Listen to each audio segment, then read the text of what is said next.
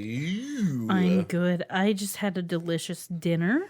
I bet some real smooth motherfucker made you that dinner, too. Yes, a nice man made me that dinner. I bet he was super handsome. His name was Ronald McDonald. I don't like that. No, his name was Dave Drukowski. That's my name.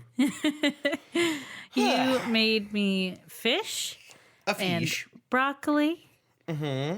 And bread with butter. I made bread with butter. You made bread with butter. Pretty complicated. And by that, I mean you took it out of the loaf, out of the bag. Wow, I lost the word for bag for a second there. It was a long day. I see. Yeah. Well. But you made us a nice dinner, and we got to eat it together, and I really liked that. We had some din-dins. We did have some din-dins. I was pretty hungry for din-dins, to be honest. Well, I got home a little late. Yeah. Sorry That's about all right. that. We got our din-dins. We got our din-dins anyway. Oh, how are all of you fine folks? Oh, hello Did you have a good din-din? How was your din-din? How was your din-din? Did you like your din-din? Do you have to go poopy? You gotta go outside go poopy? Gotta go out and poopy. Did you like your din-din? I'm so glad we don't typically talk to our audience as if they are children or dogs. Or dogs. Yes. Audience in quotes. All four of you. Thank you. So yeah, let's talk about what happened this week, if anything. not too much, but the things that did happen were pretty rad. Like our friend Corey is back in town from Japan. For like all of a week. Just a week. We're going to see her tomorrow also. Yeah. But we got to go do karaoke and Yeah. see her Friday. My brother, who's also friends with her, came, and my sister-in-law, all kinds of people. Some Yeah. people I don't ever get to see, but I fucking love hanging out with. Ellie, specifically, who might listen to the podcast because she mentioned she wanted to. So Sweet. shout out to her if she does. I have so much fun every time I see her, and we now have each other's numbers, and we have texted, and we have nebulous plans to one day do something together. So Yes. I do want to make that happen. But that was fun seeing like some of our normal friends mixed in with like the friends we don't get to see as much, and Yeah. a bunch of different groups colliding, and it was really good. Yeah, I agree. It was a really good time. And then Saturday we went to Kamothy's house. That's right. Was that Saturday? Yes. I guess it was, wasn't it? Yes. Yes. This Friday was karaoke with Corey. They were really, really nice about my weird joke that his name is Kamothy.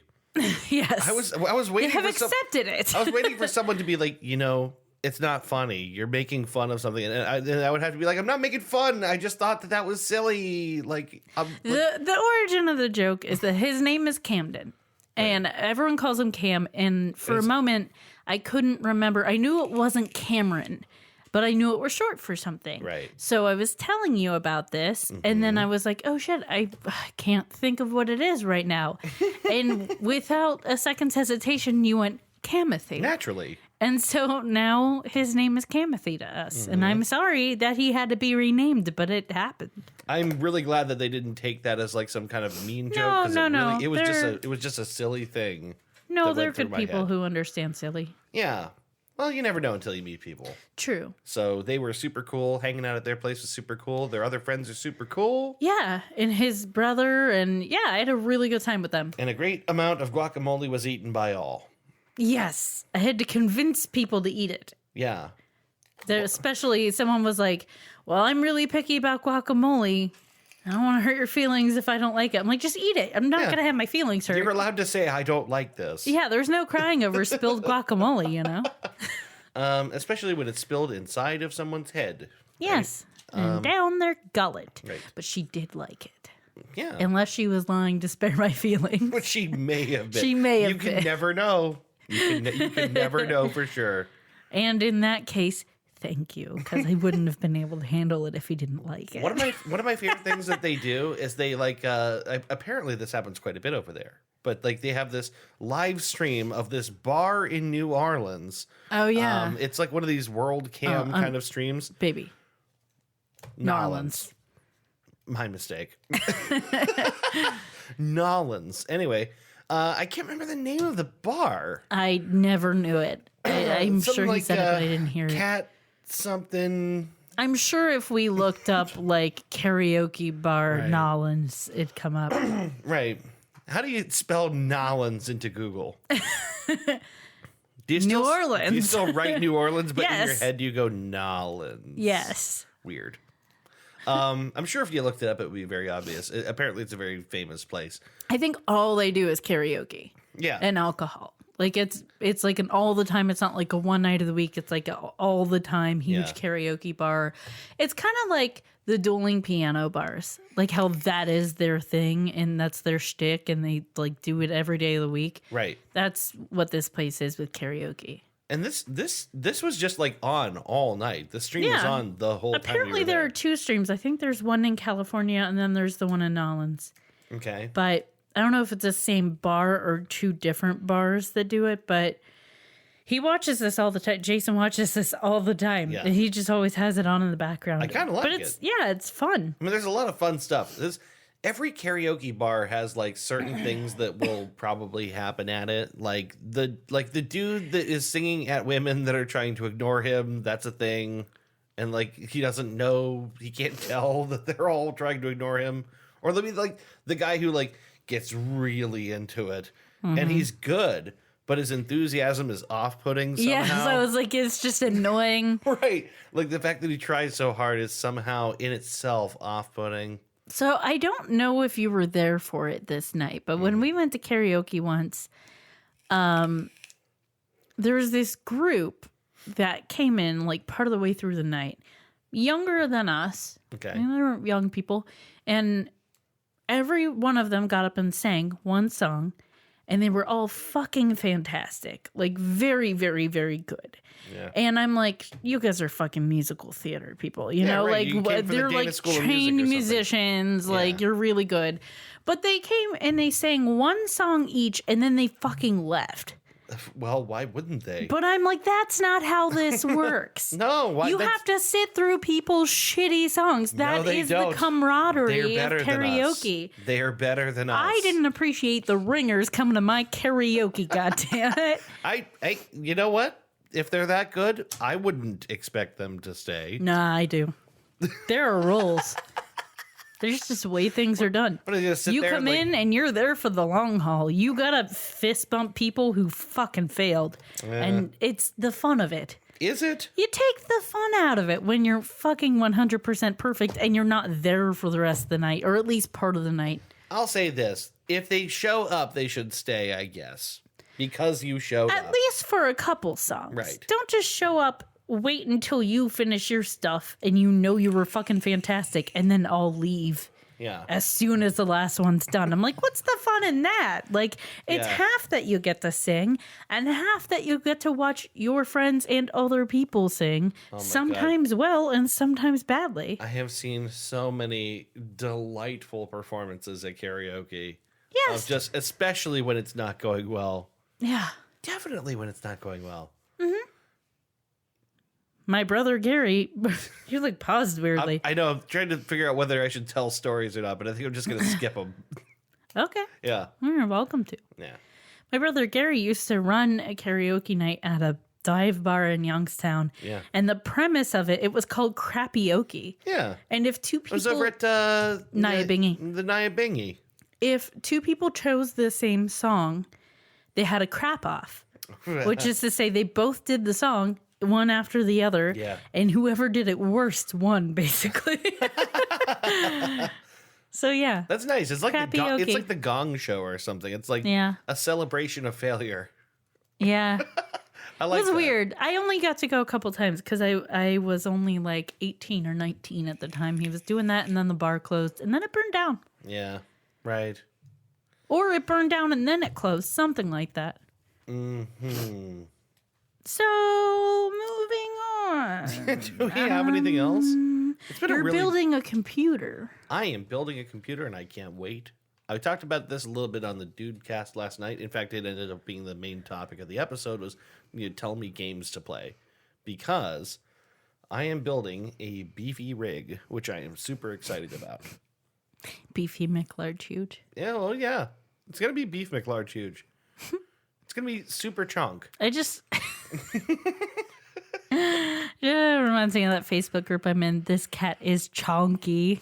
Chunky. And you're not allowed to judge the chunks. No, don't judge the chunks. You're just there to admire the You're chunks. just there to be like, that sure is chunk. That cat is maximum over chunk. I'm building a rig that shall be chunk. Honestly, I'm super excited about it. If you're listening to this and you know what these things are, it's going to have an RTX 2060 in it, which is a pretty fairly... It's like the lowest of the very high-end NVIDIA graphics cards, which puts it in like the top 12 in the world or something like that, right? Mm-hmm. It's going to have a motherboard to carry the Ryzen 5 3600, which is a pretty decent... I mean, it's like a... Ryzen 5 3600, got it. It's a Ryzen 5 3600, which is like it's like the middle range of the high-end, like... CPU is like setting high-end aside... raisins, got it. Oh my god. Anyway. And if you don't know what those things are, it's okay, because I don't either. Right. It's gonna have a lot of things that I'm very excited about, and I'm picking all the parts up on Friday. And I'm going to help you build it. That's gonna be so much fun. I'm gonna let you do everything, you know. I have wanted, it's on my list. I've wanted to build a computer. Right. The only thing is, like, I'm really more of a laptop person, which you can't really build in any meaningful way. So I was like, well, I can build a computer, but I don't know if I'll really use it. But I do want the experience of building one. So building one is super fun. I'm looking forward to helping you build this. I will walk you through all of it. It's going to be super cool. Yeah.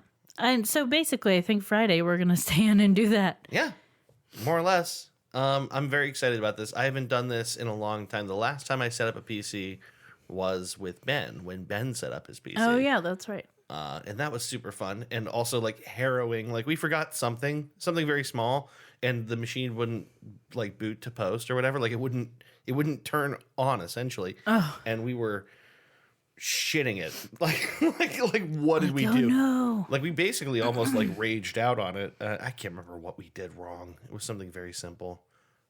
Maybe not like we hadn't fully inserted some component or something like that. I don't remember. But anyway, that is what I'm going to be doing with you Friday night, and I cannot wait. It's going to be so cool. I'm looking forward to it. I kind of want to hook it up to the big old TV in the living room and just like run 4K games and just... Be sweet. Yeah, very excited about that. Now, one more note before we move on. Okay. And we should. Okay. But I mentioned it to you, and I just want to mention it to the world. Okay. Our friend group for years, when we watched Game of Thrones, during the opening credits, would sing the song, except instead of just humming along to it... Did you say Game of Thrones already? Yes. Yes. We would sing the name Peter Dinklage. As in... So, Peter Dinklage, Peter Dinklage, Peter Dinklage, Peter Dinklage. Yeah, right. Over and over, even the harmonies and the high notes that come in and the swells and the... We have video. Yeah. It's great. I've been proud of this because we've been doing this for like at least Years. 3 years. At least. I thought we were just fucking lunatics and we're weird and we're like the only ones who do this weird thing, because who else would do that?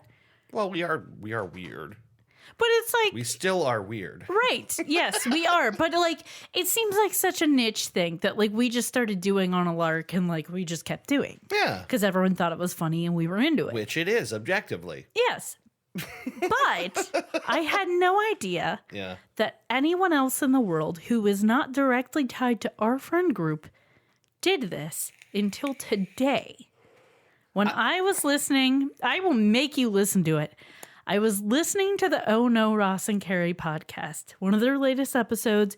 It's a live episode in Austin, and they're talking about something, and Ross Blotcher brings up the fact that he and his son sing the Game of Thrones theme song with the name Peter Dinklage, and he goes, Peter Dinklage, Peter Dinklage, Peter Dinklage, I have a very hard time believing this, to be honest. I'm going to make you listen to it. I still have a hard time believing this, even knowing that it is true. Either it's real or I had a psychotic break on my way to work and I made it up. But we're going to find out. No, I know it's real. I lost my shit in the car. I can't believe I it. was so excited. I was like, what the fuck? No one, how does someone else do that? I'm almost like, I feel like someone stepped on my turf.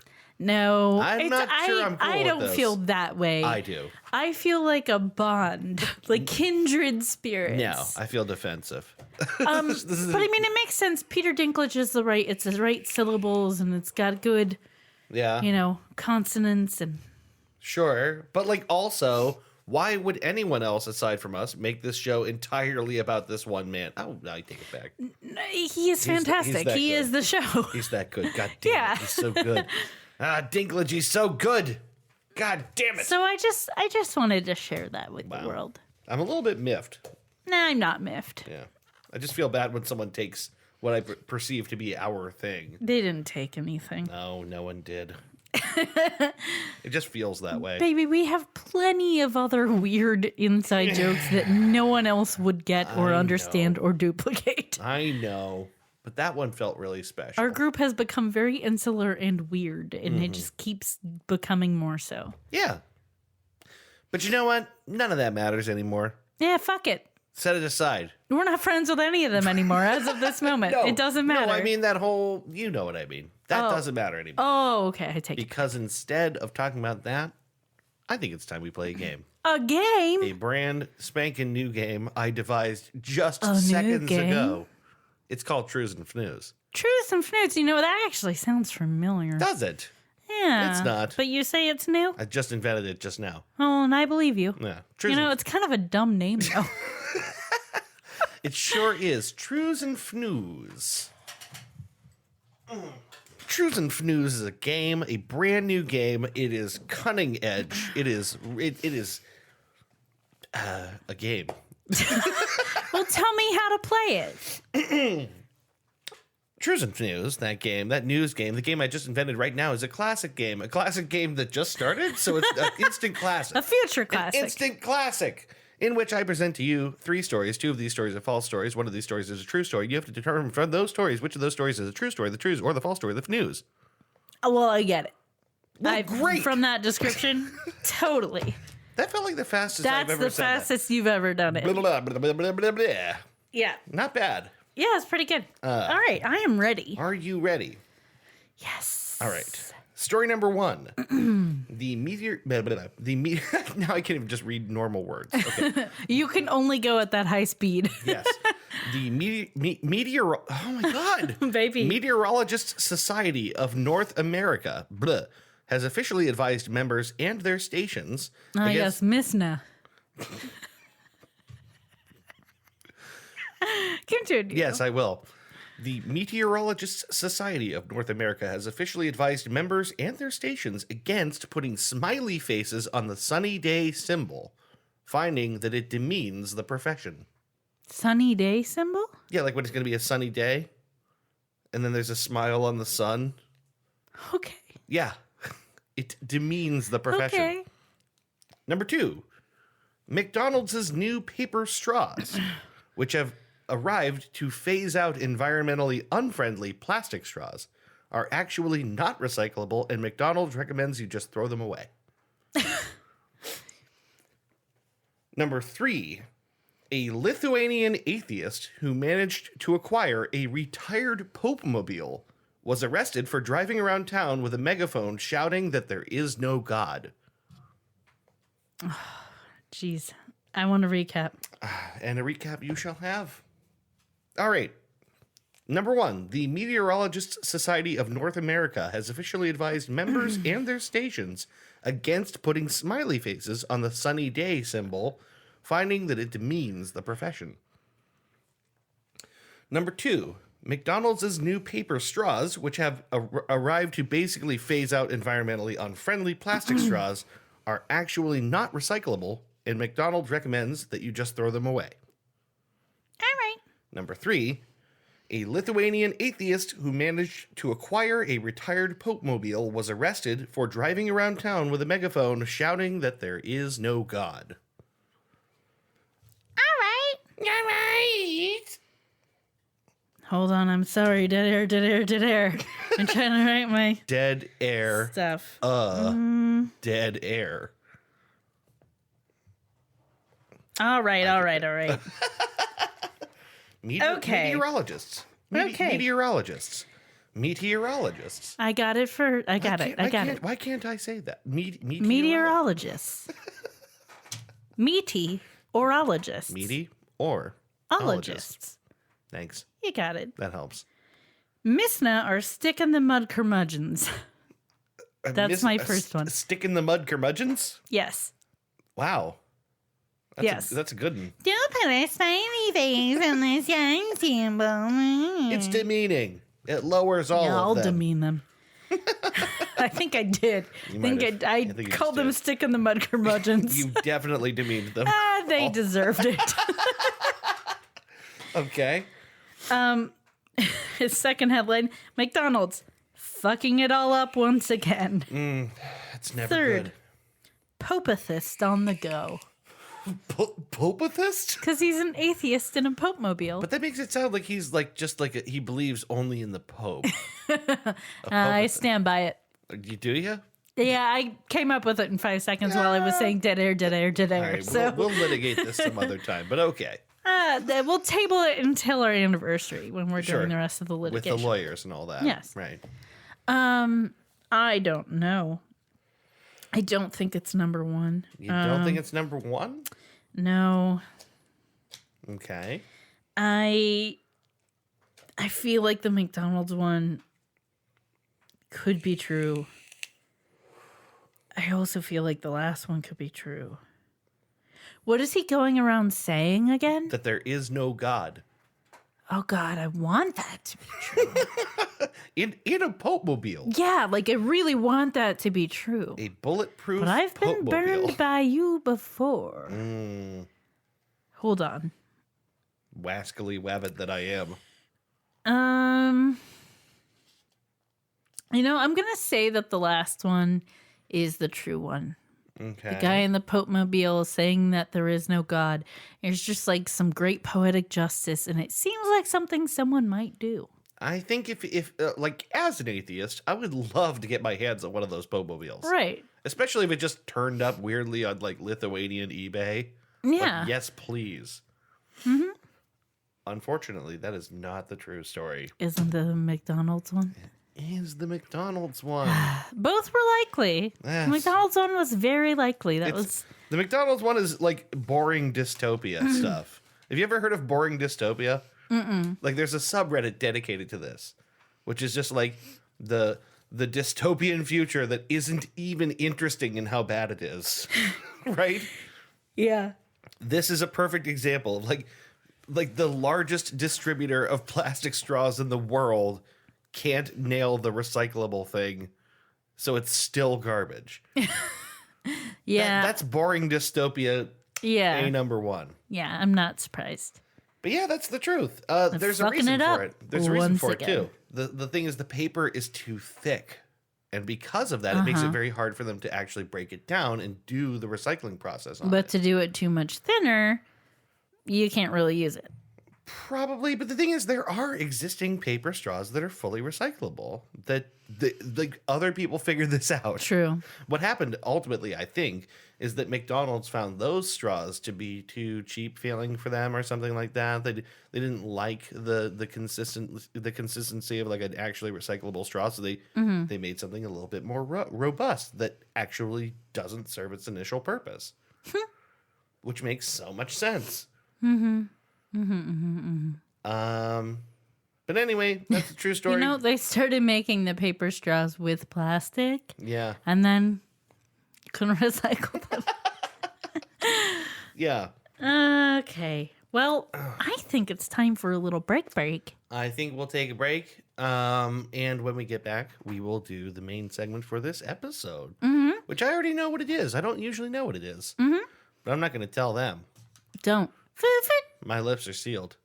Your lips are sealed. They've already read the description. They already know what it is. Yeah. Anyway, we'll be back in a minute with the rest of the episode, so sit tight. All right.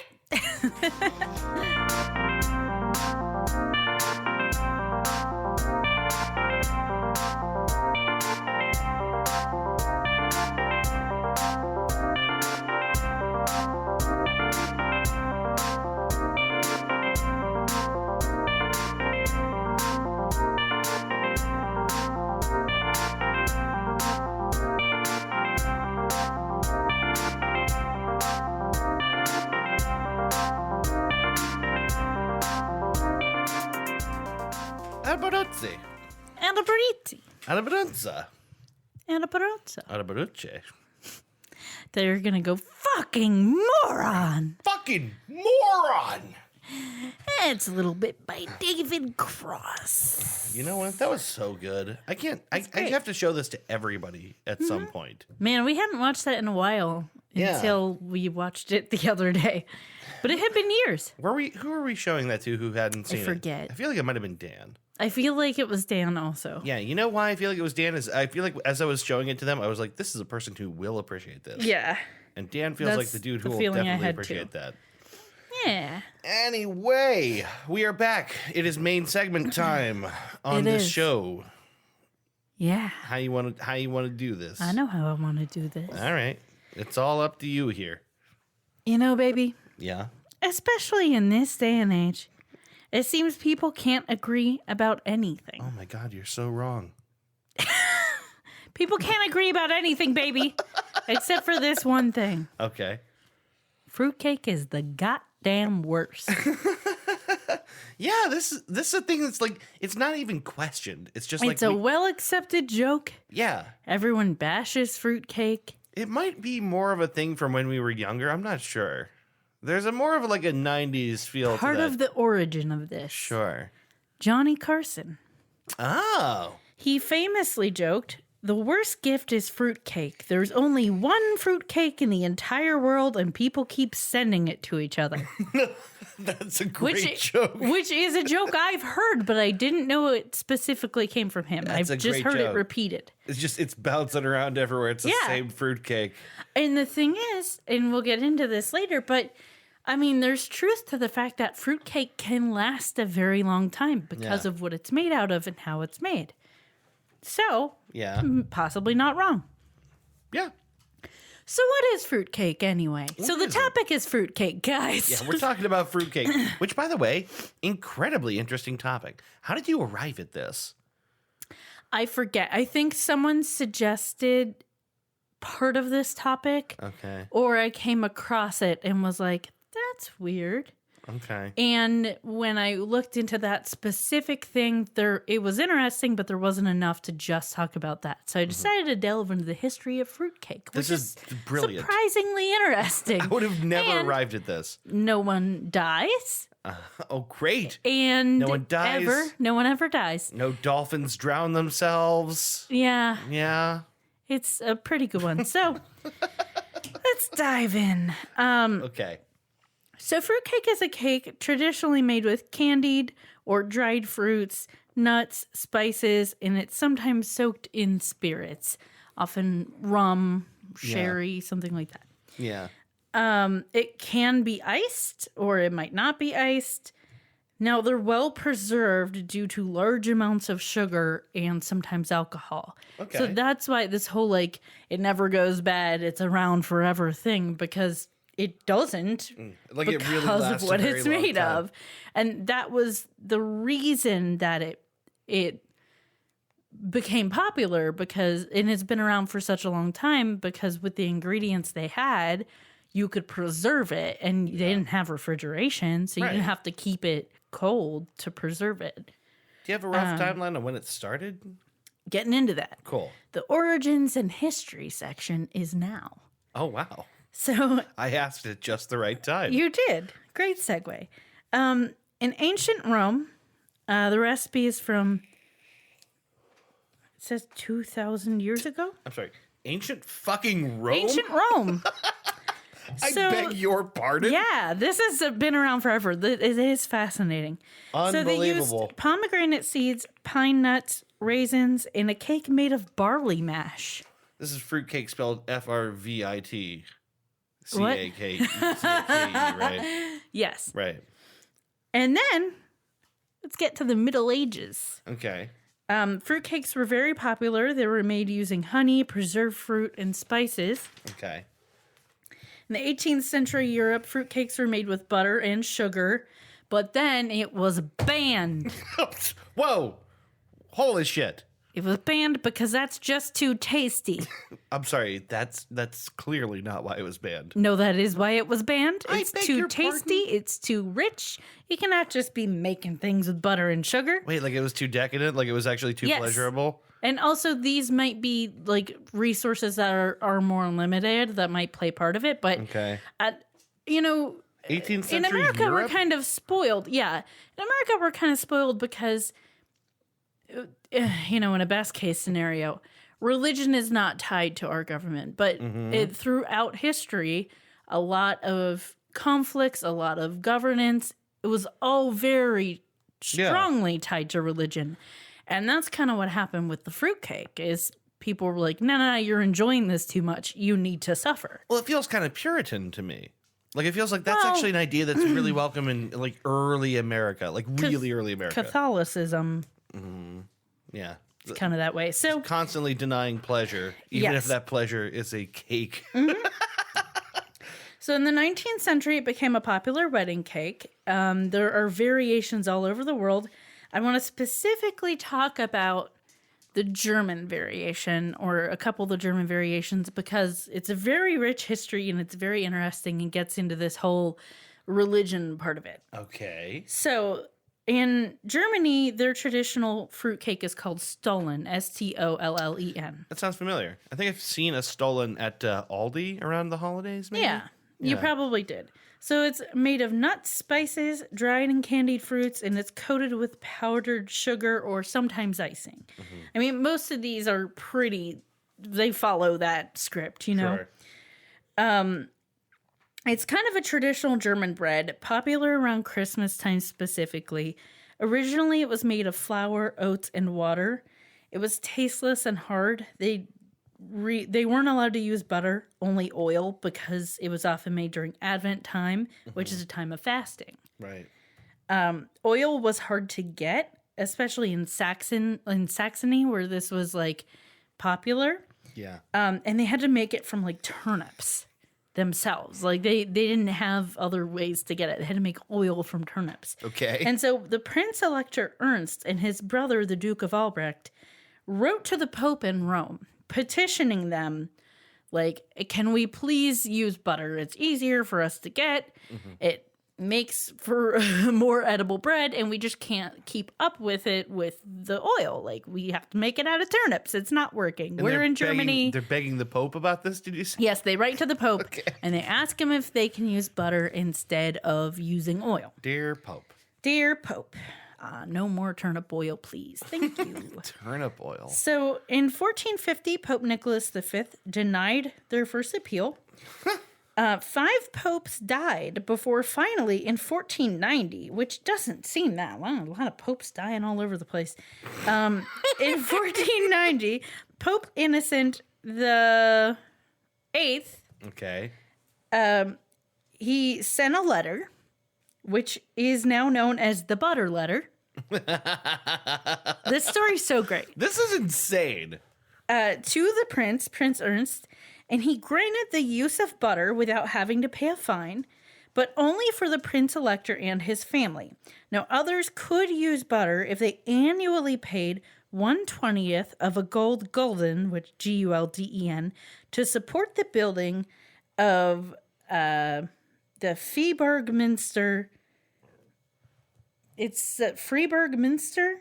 It's something they were trying to build at the time. Okay. So That's the ban mean. on butter was removed when Saxony became Protestant because this is a Catholic thing, and they're like, well, we're not Catholic anymore. Fuck it. So they're me- I feel like the popes are just mean. well, the popes were basically like they're a governing body Yeah. at this point. Right. So they're like, okay, well, fine, you can use it, but you're going to have to pay for it, and that money's going to go towards, like, building something. I just feel it's You know? it's a little bit jerky to be like, yeah, you Well, can yeah, use but- butter, but only if you help me build my. But it's Catholicism. I know. And also, like, I don't know, how closely did they monitor this? Can you just steal it? Can you get away with it? I don't know. Yeah, where's the butter police?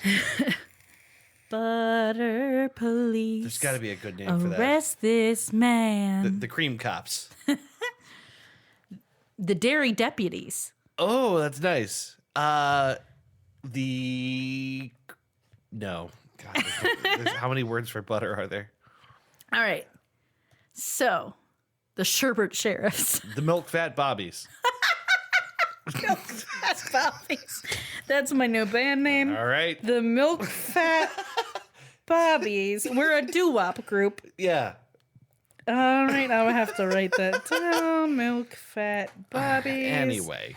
Doo-wop. All right, got it. Just Got it. filing got that it. away with all the other no important one notes. steal that. Yeah. Anyway, so Stollen eventually became sweeter with richer ingredients, including things like marzipan. Traditional Christmas food. It's a traditional Christmas food in Britain. It's often commercially made. Supermarkets sell their own versions of it. Right. Aldi is a German company, Right. so that makes sense that they would have it. Yeah. It's often baked by home bakers. In the 16th century, sugar from American colonies, there were you could use high concentrations, and that could preserve the fruits. So then there was an excess of candied fruits. So that's why candied fruits became incorporated into versions of fruitcakes. Yeah. And they became more affordable and popular because they were easier to preserve. Okay. So everywhere has their own kind of version of a fruitcake, like everywhere. Yeah. It's so popular. It kind of makes sense. I have like basically a 2-page list of all of the different fruitcakes from different places, and they're mostly very similar. I'll try to just touch on a couple. Do they very often include booze? I feel like booze is the thing that must vary a lot. It seems like one of those things that most places are like, they sometimes do, they sometimes don't. Okay. But there are a couple that are like very strongly like nads about the booze. Yeah, you got to put the booze in the cake. So I'll go through some. Do you want to hear all of them, or do you just want some?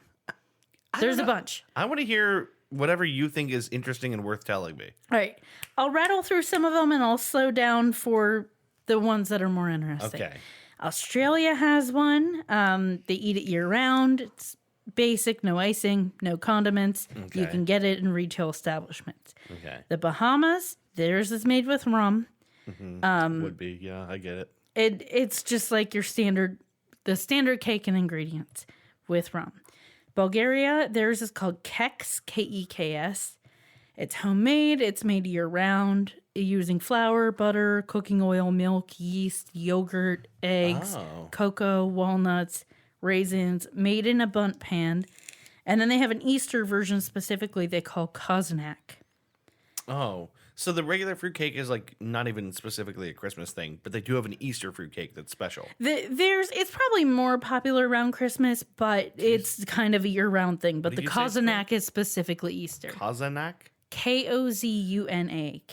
Okay. Chile has one. It's called Pan de Pascua. I think otherwise it's pretty standard. I didn't write anything else down. Canada has one. Theirs is similar to the UK. It's popular around Christmas. They don't use alcohol or icing. They might, like, people who make them homemade might use alcohol, but they're pretty like the retail version, you know. Okay. There's no decorations on it. It's shaped like a small loaf of bread. It's dark, moist, and rich. Okay. In France, they have the gâteau aux fruits. And often gâteau. they just call it cake. It's just when you refer to cake in France, that's what they mean. Is this gâteau. fruitcake. In India, theirs is popular around Christmas time. It's very dense. They use the dry fruits and spices and nuts. And theirs is also common throughout the year. Okay. Ireland, they have barmbrack, Barmbrack. which is actually popular around Halloween. What? Yeah. And it contains small objects like a ring or a small coin, Oh, what? kind of like king cake. Yeah, I was gonna say like we did that. That's for Fat Tuesday. Was it? Yes. It's a French thing though. It's popular in Nolans. In Nolans. Yeah, Nolans. Okay. So each of these little treasures signifies a different fortune to the person who finds it. Also, hopefully you find it and you don't just fucking eat it in this dense cake. Seems dangerous, but like, all right. Hopefully you chew your food is what you're saying. Yeah, I guess. So Italy, they have panforte or panforte, Panifort.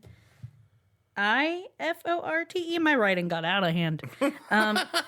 It's Tuscan Okay. from 13th century Siena. It's flavored with spices, baked in a shallow form. It's called strong bread. Strong bread. Yes, because of the very strong spices in it. I like that name. Yeah, I do too. So Genoa has a version called pandolce. It's a sweet bread. It's more dense, but also crumbly. And then there's panettone or panettone. It's Milanese, and it's popular on Christmas time. And it's actually similar to barmbrack, the Irish one. Okay. Then we go to New Zealand. Everyone has these. Isn't it so believe weird? how many places have this. So, Like a unique one. yes. So in New Zealand, theirs is commercially available. It's often referred to as tennis cake, which is lighter colored fruit cake that's sold year round. And most wedding cakes in New Zealand are fruit cakes. They do have another version popular around Christmas time, which is a darker, richer fruit cake. Okay. In the Philippines, this one's interesting. They have crema de fruta. Popular around Christmas time. I like hearing you read these. Crema de fruta. Hire me. I'm so good at accents. Mm-hmm. So it's sponge cake, and they use sweet custard and or whipped cream, gelatin, and preserved fruits. So theirs is a little bit different than the rest it is of a them. little different. Poland has one. Theirs is also called keks, Keks. Popular around Christmas. It's a loaf-shaped sponge cake with nuts, raisins, figs, and candied fruits. Okay. Portugal has bolorel, which is it's French, and it's popular around Christmas, and it includes a fava bean. A fava bean. A fava bean in the cake. Singular fava bean. Whoever finds it pays for the cake next year. That's the tradition. So it's kind of similar to I kind of like that. the little treasures in it, but it's also edible just in case. And it's also like kind of a bad fortune, which I like. Yeah, but it's not like too bad of a fortune. Exactly. It's like the kind of thing where you can like, I can get behind that. Yeah, I like that a lot. It's kind of a cute tradition. It is. So Romania, they have Cozonac. It's made for all the major holidays. In Spain, they have Balo de Higo. It's made with figs, almonds, or walnuts, similar to Panforte. Mm-hmm. In Switzerland, they have Birnenbrot. Birnenbrot. It's dense, sweet, made with candied fruits and nuts. Okay. In the Anglophone Caribbean, they have black cake, popular around Christmas, made with mixed fruits, rum or wine, and it's very different than North American fruitcake. More of a UK no, that's a different section. Never mind. But Anglophone Caribbean is like the English Caribbean. Yeah. Like the England part of the Caribbean. Gotcha. That makes sense. Now, in the UK, traditional for Christmas, usually a round fruitcake covered in marzipan with white royal icing or fondant. They pipe snow scenes or holly leaves or berries or decorative robins or snowmen on it. Like, they're all out. Okay.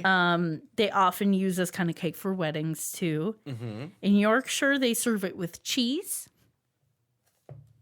I'm sorry. Well, I mean, we ate cheese on apple pie. Yeah, I'm just sitting here thinking about that, and I don't know if I like that. You might. You might have to get past the fruitcake part. Yeah, right. I love the cheese part. They also have Dundee cake in Scotland, specifically, decorated with almonds, referred to as fruitcake since around 1700s. And in America. Yes, the American fruitcake. Traditionally made of fruit and nuts, they became really popularized, and you can get them through mail order as early as 1913. There are two main bakeries that are known for these mail order fruitcakes. Oh, this is starting to get to it. The Collins Street Bakery in Corsicana, Texas, which has been described as the Mercedes-Benz of fruitcakes. These are like really special fruitcakes. Yeah, but like, I mean, like the Mercedes Benz of fruitcakes. Yeah, it's what someone said, and I'll get back to Isn't where sort of like that came from. Isn't that kind of like saying like the Bugatti of turds? Depends on how I feel about fruitcake, I guess. For the record, I like fruitcake, Okay. but I know I'm in the minority. My mom and I like it. You know, the thing is, I don't think I know enough about it to know whether I like it or not. It's weird. It's one of Probably those shouldn't things. shit on it. I like it, but I understand why people don't. And Yeah. also, I've only really had store-bought versions, so Right. I haven't had like the best version of it either. Sure. And then the second is the Claxton Bakery in Claxton, Georgia. Okay.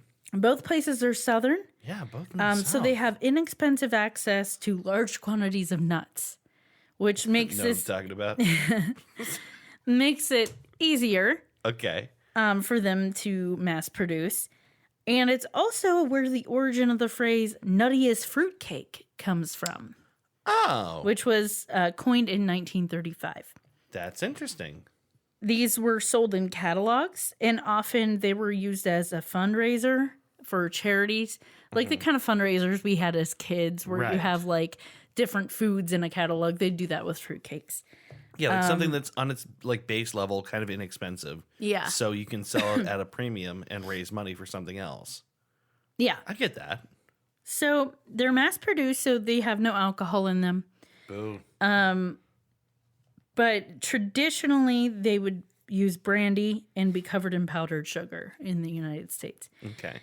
So in 1995, in Manitou Springs, Colorado, they founded, I just threw this in because this was so funny and interesting to me. They founded the Great Fruitcake Toss. It's the first Saturday of every January, No shit. and the furthest was 1,420 feet. You want to know who accomplished that? Yeah. The Smarties at Boeing. Yeah. Couple engineers of Boeing. Of course. They made a device to launch fruitcake. Are you allowed to? I mean, they're Boeing. Do they put wings on it? What the fuck? Like, I forget what they did exactly, but they made it wasn't a plane. It was like a device to launch it. 14. How many? 1,420 feet. That's so I'm many. sure there's specific things you're allowed to do and not do. Yeah. You can't just like get a drone to carry it. I wonder if there's video of this. There has to be, right? I feel like there should be. Yeah. Because it was 1995. Yeah. Someone videotaped. That's reason enough. Yeah. Someone has video of this. So now is when we get to the real juicy stuff. This is what I originally was researching, and then I was like, I need to pad it a little bit. And Okay. this was all very interesting, so Yeah. I was into it. Yeah, it was. So specifically, the article I referred to most on this part was the Texas Monthly. It's called Just Desserts. Okay. In 2016, written by Katie Vine. So Sandy Jenkins is an accountant at the Collins Street Bakery, which is the Corsicana, Texas, or Yeah. some people call it the Corsicana Fruitcake Company. Okay. But the business is actually Collins Street Bakery. So he dreamed of he's an interesting dude. Basically what this article sets up is he got up every morning, he did what he had to do, he grabbed his coffee, went back to bed, lounged with his wife a little bit until he had to face the day. He dreamed of things that he didn't have, of being more important than he was, of being noticed, of fitting in. He felt boring and not on people's radar and ignored and going about his day. Yeah. He made a good living, he made a modest living, but not It sounds like most compared people. to not compared to people in the nearby wealthier areas, you know, Right. especially the owner of the company, who he often compared himself to and was sort of jealous of. Wow, really? It's kind of So- weird, right? Like, Yeah. well, I don't know. Maybe people do that, but it's weird So to be like, just "Arr." to add a little flavor of the kind of person that Sandy Jenkins is, Yeah.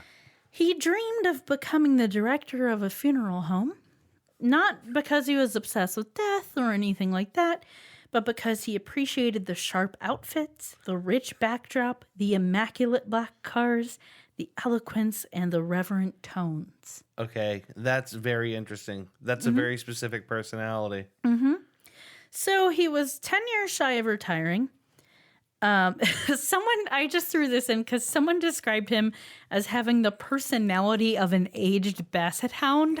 And I thought that was so very specific and savage that I needed to include it. But it was like someone who knew him or worked with him. Yeah. So in 2004, he had worked there for 6 years and he made $50,000 a year basically. He had to save money to afford like the upgraded Lexus that he wanted to get. So like he was normal. Like he had an okay amount. He was getting by, but he really had to scrimp to afford the luxuries if he wanted them. So as he sat at his desk one day and trying to figure out how to afford things, he was like, you know what? I can cash one check and pay them back. Like, it's going to be fine. So he began embezzling money to afford the lifestyle he wanted. He started sending fraudulent checks. So what he would do is he would send a fraudulent check to his bank for an amount of money, like $25,000. Yeah. And then he would cancel that check. And then he would write another check for the same amount of money to someone they legitimately did business with, like for supplies or whatever. Yeah. But he would never send that check. So that would be the active check. The $25,000 would actually go to him, and that one would be canceled so it wouldn't show in the system. So if anyone is just looking through the system casually, they'll see a check for whatever amount of money, but it's going to be going towards something that is acceptable for it to be going towards. Yeah. And he is an accountant, so he's one of the only people ever going through the books that closely. Right. Okay. So Jesus. it worked out that time. So he did it again and again and again. Oh my God. It's terrible. Spending up to $98,000 a month A fucking month? a credit card, which he paid with these fraudulent checks. He remodeled his kitchen with things like a Viking range. Do you know what Viking No. is? It is like the end all be all of kitchen appliances. Is it like a gas range, like a stove? I think it's gas, but they're fucking great. Like, I only know of it because it was like referenced in a show in which like the chef was like, it's a Viking, and it like their oven broke, and she's like, I can't afford that. I can't afford to pay that. Was it Gilmore Girls? Yes. I knew it was Gilmore Girls. I knew the minute you said it. It also included cooling and warming drawers. You got to proof that bread. Gotta proof that bread. Granite countertops. And then they started hosting elaborate dinner parties. Like you do. Holy $100 shit. bottles of wine, steak and veal chops for everyone. They joined several supper clubs. They hosted champagne brunches with themes like flip-flops to stilettos. Oh my God. And dinners featuring burgers and Bordeaux. Does no one ever stop at these things and go like, wait, okay, are you selling drugs? We'll get there. Okay. They installed a wine cellar. He purchased $600 Armani shirts, but if he were to get a compliment on his shirt, he would say, "Oh, thanks, I got it at Walmart." Shut the fuck up. He also He got away with that? he also bought Ferragamo and Gucci shoes, which are like Yeah. pricey.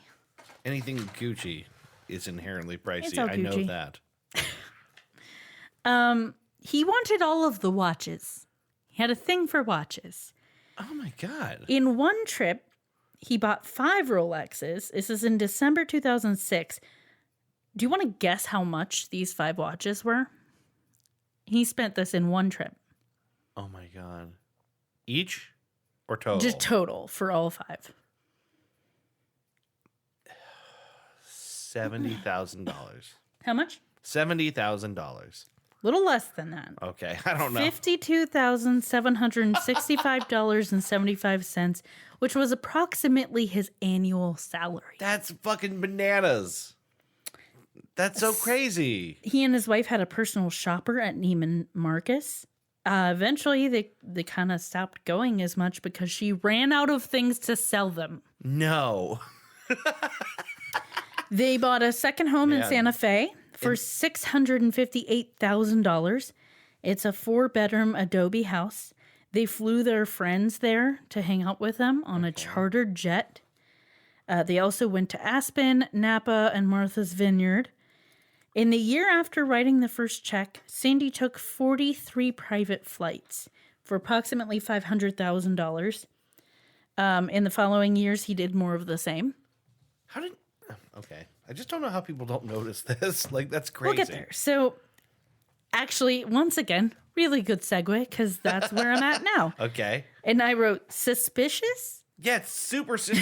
like, how do people around him not just be like, what happened? And then I wrote, yes, but explanations abound. Okay. They told people they inherited money. He told people that he was a car trader, that he would buy and then flip cars. That's not a fucking thing. Cars depreciate so fucking fast. You don't flip cars. Yeah, right. He said his cousin was loaning him cars or the use of his airplane. Okay. And mostly people didn't question it because it's like, it's a little weird, but all right. Yeah, it's the nature of people is like you really gotta like present them with two things that don't And especially square at all. like the people who would be questioning it are people who presumably are reaping the benefits of it That's true. at burgers and Bordeaux parties and Yeah. you know. Who wants to look like a gift horse in the mouth in this situation? Like who wants Yeah. to like be questioning the Who $100 wants to bottle look a of gift wine? embezzler in the mouth? I was gonna say something like a gift Adobe house. It doesn't make sense. I A can't find- gift Adobe I don't house. know. But who wants His to do wife, that? his wife Kate, quit working. No one thought they were stealing. Yeah, she knew, right? She had to know. There's no way she didn't know. Yeah. Okay. So suddenly, Sandy was interesting. The owner, Bob McNutt, was wondering why the bakery wasn't making more money. Like racking their brains, him and his like financial people, like why? Like we're doing everything. I just don't get it. They kind of chalked it up to like they had moved towards like brick and mortar. And they're like, it's just a higher cost of brick and mortar. So Sandy timed the checks also for high expense times. When like, okay, we have like a supply order due. So I'm going to time the check for then because no one's going to find it suspicious at that time. Right. At one point, Sandy was almost caught, but someone brought it to him and he said he'll look into the discrepancy. And he told them it was fine and it went away for them. They did things like buy a $1,200 cell phone. What? I don't even know what they were fucking buying. I know they're expensive, but I've never seen one for that much. When was this again? The article was written in 2016. Yeah, I can't imagine any phone costing that much. I think he might have started this around 2004. I'm not quite sure. So I have no idea. I don't know either. Another thing that depreciates wildly. Is your cell phone, right? Yes. Yeah. He bought a $40,000 horsehair mattress. Horsehair? Yes. Like what, inside the mattress? Presumably. Horses don't have that much hair. You gotta shave a lot of horses. You gotta shave a That's why lot it's of... $40,000. Seriously, you gotta shave There are horses with long 100 hair. horses. There are horses with long hair. So probably those long-haired horses. to But fill a you'd still whole have to mattress. shave a lot of them. $40,000 worth. And then that means there's all those sad, bald horses walking around. Yes. I'm hearing the Sarah McLachlan song. Yes. These So poor bald horses. it wasn't all ridiculously selfish. No. They also invested in philanthropy. And I didn't write down specific instances, but they did do a lot of philanthropy as well, which I'm like, okay, you're using the company's money to do nice things when you're like fucking reaping all these benefits and costing them so much. It's really easy to be generous with other people's money. Yes. So now we're getting towards the end. Okay. The bakery hired a new accountant. Mm-hmm. I forget her last name. Her first name is Symmetric. Semetric. Okay. Yes, interesting. Okay. So she noticed one day that there was a check that was written to Capital One, and she knew for a fact that they didn't have any dealings with Capital One. It wasn't one of the banks they used. They had no association with them. Mm-hmm. So she asked Sandy about it, and he was like, "Oh, must be a mistake. I'll fix it." But she saw the look of panic in his eyes. Oh. Enough to make her look into it when he wasn't around. So she Right. dug into the system and noticed a pattern of voided checks. Mm-hmm. And she knew she couldn't just go to her bosses with just a hunch. That's why she kept digging. Right. So just from this little bit of digging, she found 11 discrepancies totaling $400,000. So at that point, she told her bosses, because she's like, that's enough that I have evidence and they'll act on it. Yeah. And they did.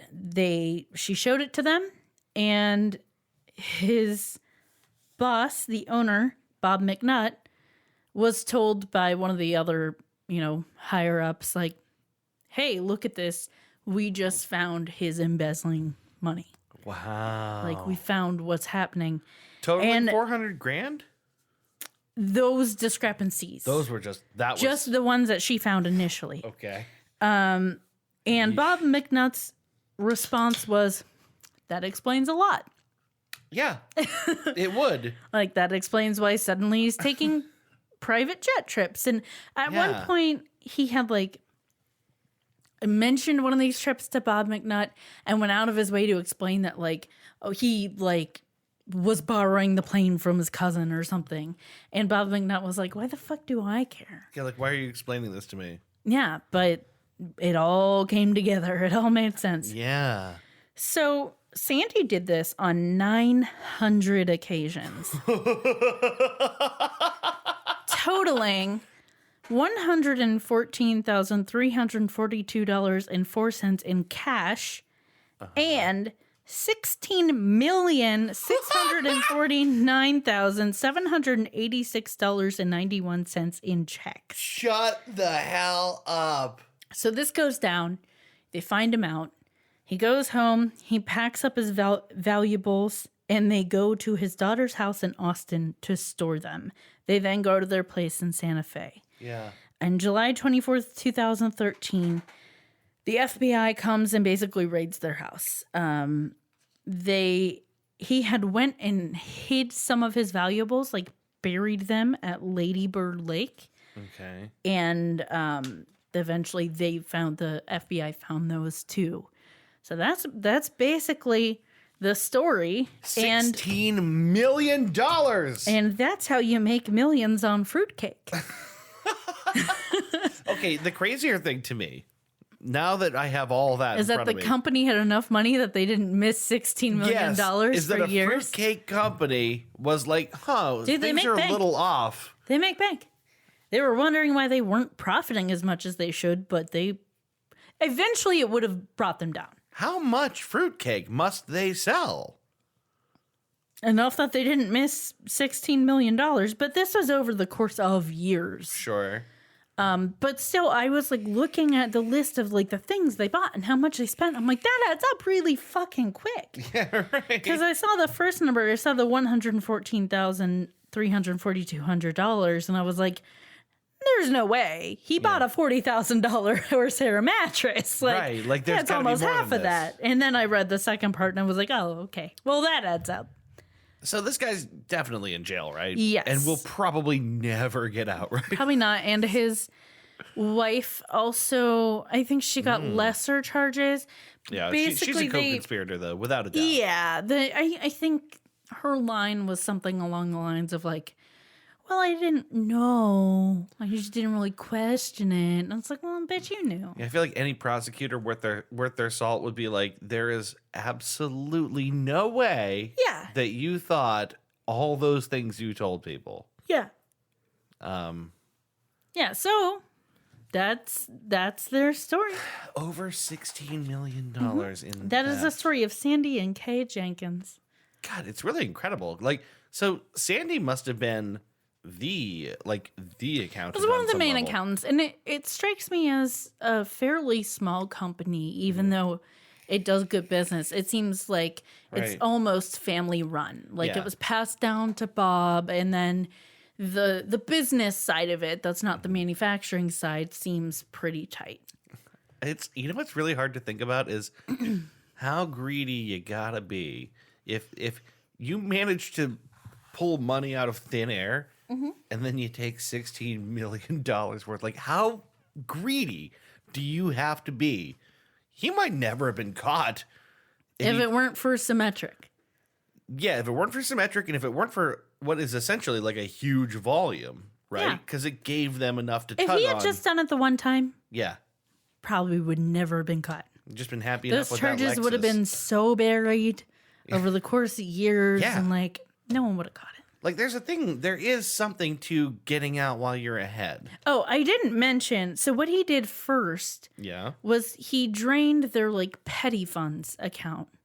Like Okay. they had like an account, just their slush fund basically. Yeah. He drained He it? drained that, and then he was That like, should have thrown red flags, right? they didn't really go into details about exactly how he went about that. Yeah. But basically, he did that, and he was like, oh, well, No one's looking. now I need more. Right. And no one noticed. No one noticed that I drained So the entire it strikes slush me fund. as a combination of things. It's like a real sense of entitlement Yeah. and jealousy of like, well, they have all this and I don't, and I should, and I do so much work around here. Yeah. They owe me. Oof. And then it's like almost that gambling addiction of it. Yes, Of because it like, must have been thrilling. Well, I did it once and it worked. I'm on a fucking roll. Let's keep going. Can you imagine the thrill of laying down in your bed at the end of one night? And I would just have a going, heart attack. I do not like that kind of I thrill. just pulled $300,000 out of a company, and just laying there feeling your heart pound. God, I get it. The thing about these kinds of crimes is that there's all kinds of ways to justify it to yourself. Yeah, And that's why it's so easy for people to do. sure. And also, money sitting in an account is abstract. It's not real. right. It And doesn't, so it's it just in doesn't an Excel feel sheet. Yeah. right. It doesn't feel as bad or as serious Right. as stealing money out of someone's wallet. I work for a company that sells tens of thousands, hundreds of thousands, what? Not tens of thousands, tens of millions a year, regularly. It doesn't feel like that exists at all to me as an outside guy. Yeah. That's just numbers that they throw out there to us, you know. But if you had even a tiny fraction of that, how much that would change your life? Mm-hmm. It's Yep. crazy. Insane. But that's the story I was originally alerted to. And then I wanted to talk about it. I love But, that you gave me everything about fruitcake first. and then that. Sandy Jenkins. You know, I remember seeing the name. I remember seeing that name in one of the many unclosed browser tabs you left up on my computer the one day. Yes. I was originally going to write it on the computer Yeah. because I misplaced my notebook, but then I found it. I love that story. Yeah, it was a good one. It was really fun to research too. Yeah. It's nice doing a lighthearted topic, as horrible as that is Right. that he embezzled. Yeah, it's bad, but like but no one nobody died. died. Yeah. No one was in a cult. No one was branded on their body with a hot iron. Nobody Yes. got abducted. Nobody was swindled Yeah. personally. It was great. Yeah. It's much better than what we do sometimes. Yeah, right. Oh, I liked it. I'm glad you liked it. I did. I appreciate that. Thank you very much for doing that one. Twists and turns. There's fruit. There's nut. There's sugar. There's millions being embezzled. It's all over the place. It's all over the place. The Billy Eichner comes out. What are you talking about? Billy Eichner's like, I don't even like fruitcake. It's disgusting. I hate you for talking about it. Anyway, Billy Eichner. I love that story. Thank you so much for that. You're welcome. Why don't we take this opportunity to call it? All right. Thank you very much. What for are we that. going to call it, though? An episode. Oh. Yeah, which All is what right. that was. That was another episode of Goose Chase. Goose Chase. Thank you for listening. As always, keep sending us your suggestions. We Do love it. them. We do. We enjoy them, and we have used quite a many of them. So keep sending Yes, them to us. quite a mini. And we will see you next week with another episode of Goose Chase. right. Thank you so much. Fifi.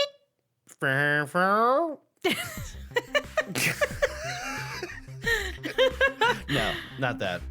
We'll see you next week. Goodbye. Bye. Bye. You've been listening to Goose Chase.